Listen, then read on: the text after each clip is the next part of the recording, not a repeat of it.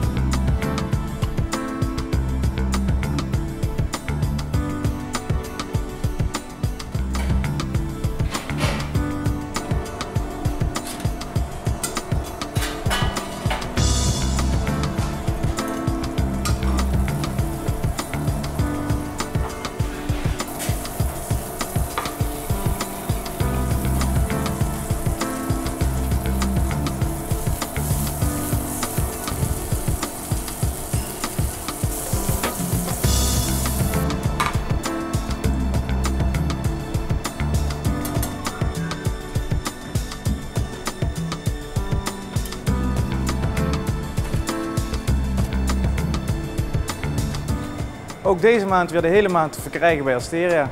Eet smakelijk!